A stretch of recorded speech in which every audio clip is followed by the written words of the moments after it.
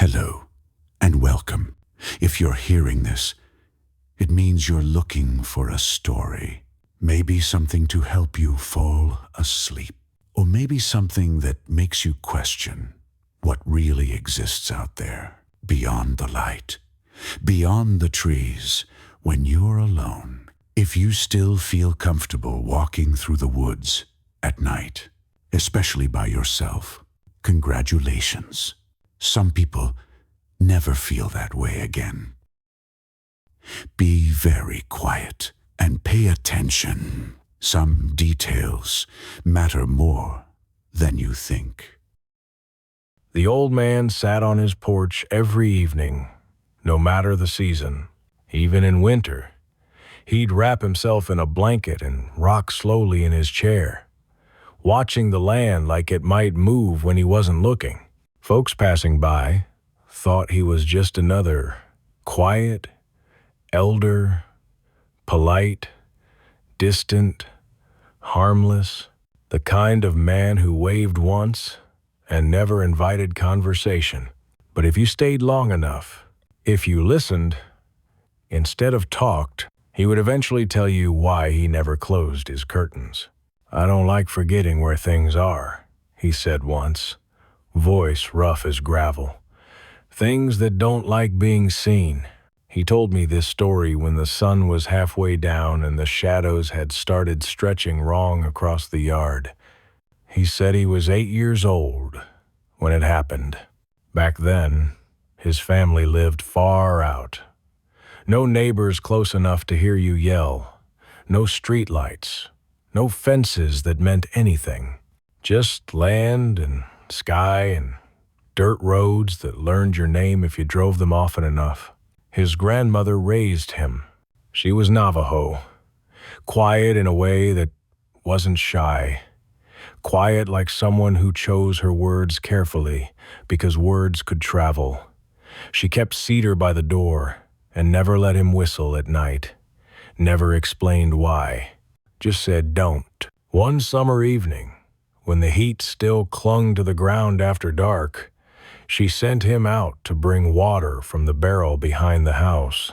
"Be quick," she said, "and don't answer anyone." He thought she meant strangers. He grabbed the bucket and stepped into the yard, barefoot, dust cooling under his feet. Crickets chirped. Somewhere far off, a dog barked. Halfway to the barrel, the sounds stopped. Not faded, stopped. He said that was the first wrong thing. Silence so sudden, it felt like someone had shut a door.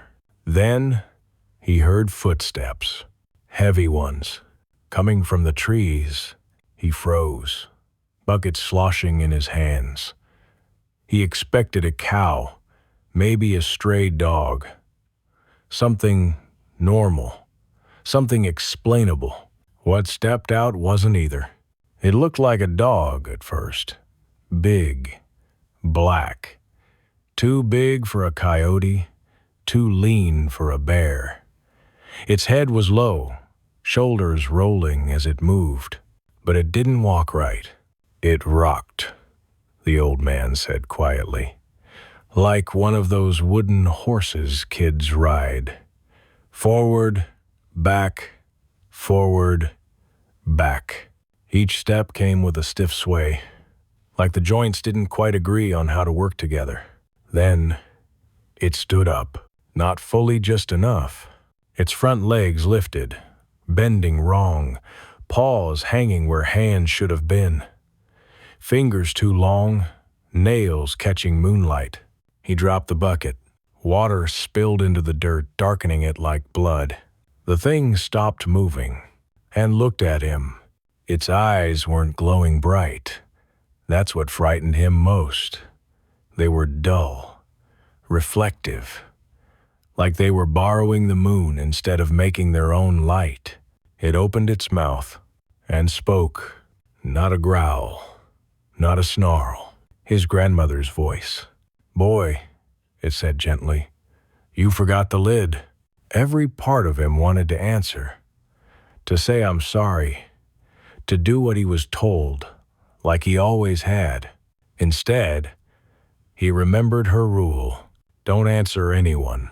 He backed away slowly, eyes locked on the thing. It tilted its head as he moved, curious, almost disappointed. Then it smiled. He said that part still comes to him in dreams. Not a grin, not teeth, just the sense that its face had changed in a way faces shouldn't. Behind him, the house door creaked open. His grandmother stood there, holding cedar smoke in a bowl. Her face pale, but steady. She didn't look at him.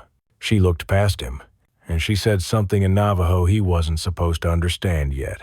The thing reacted immediately. Its body twisted, shrinking and stretching at the same time, dropping back onto all fours, but not cleanly, like it couldn't decide which shape to keep. It backed away, rocking again, faster now, movements jerky and irritated. Before disappearing into the trees, it spoke once more. This time, it used his voice. "Grandma?" She slammed the door shut. They didn't talk about it after. The water barrel stayed empty that night. The curtains stayed closed. The cedar burned until morning.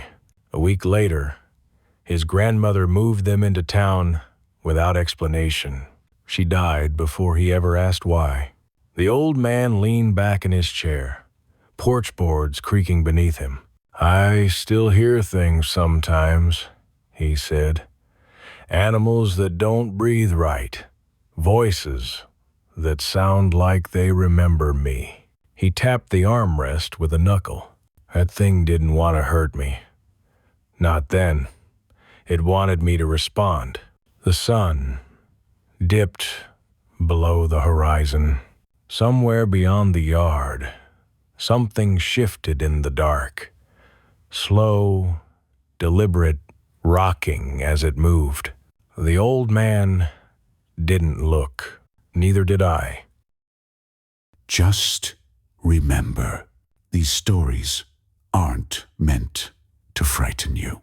They're meant to warn you, to stay with you in the quiet moments when there's no one else around, when the lights are off, when the house settles, when the forest feels a little too still. If you're listening alone, you might want to keep something on, just in case. This is Night Signal. Some signals should not be answered.